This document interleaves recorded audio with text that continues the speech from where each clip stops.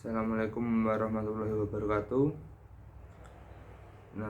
Perkenalkan, nama saya Gilang Muhammad Hulam Aulia dari kelas Sistem Informasi 02. Di sini saya akan mereview dampak setelah belajar interpersonal skill dan apa manfaatnya belajar interpersonal skill dan rencana yang dicapai di masa yang akan datang. Nah, dalam mata kuliah interpersonal skill, banyak sekali hal yang membuat saya melakukan perubahan.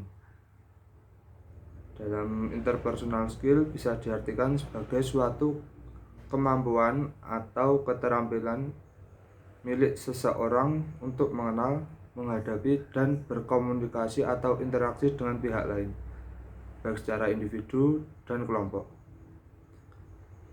Istilah ini sering juga disebut sebagai keterampilan interpersonal. Interpersonal skill juga menjadi bagian dari soft skill. Selain itu, keterampilan interpersonal juga dapat dimaknai sebuah keterampilan khusus milik seseorang dalam mengenali dan memberi respon yang baik kepada perasaan, perilaku, sikap, dan keinginan orang lain. Yang dalam intinya, interpersonal skill itu kemampuan membangun hubungan harmonis dengan orang-orang yang ada di sekitarnya. Kita sebagai makhluk sosial tidak bisa hidup mandiri tanpa bantuan orang lain. Maka kita juga sangat membutuhkan interpersonal skill tersebut. Untuk dampak yang saya alami, interpersonal skill bisa mengetahui banyak hal-hal yang positif, seperti bisa mengetahui kelebihan dan kekurangan diri saya sendiri, dan tahu strategi cara meminimalisirkan kekurangan saya dan mengoptimalkan kelebihannya. Selain itu, dapat mengetahui hal-hal seperti etika dan etiket. Etika dan etiket itu sangat penting karena dari etika seseorang atau sifat kita seperti apa hal ini yang perlu diperhatikan saat kerja. Jika etika kita jelek, maka mencari pekerjaan pun akan susah.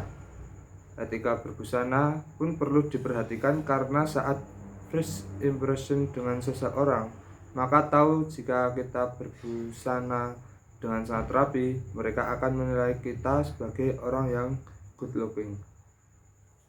Etika saat berkenalan, tentu saja juga dengan kata-kata yang sopan dan jangan membuat mereka tersinggung dengan kata-kata kita. Etika percakapan dengan seseorang harus dengan kata-kata yang sopan, jangan sampai berkata-kata yang tidak enak didengar oleh lawan bicara kita. Selain itu, mata kuliah interpersonal skill juga dapat saya mengetahui tentang hal-hal cara public speaking. Contohnya saat melakukan presentasi, kita juga harus mempersiapkan materi, kesehatan tubuh, ekspresi dan volume suara, sikap tubuh, dan banyak hal-hal lainnya. Nah, dengan memiliki keterampilan interpersonal yang baik, seseorang akan mendapat banyak sekali manfaat atau keuntungan.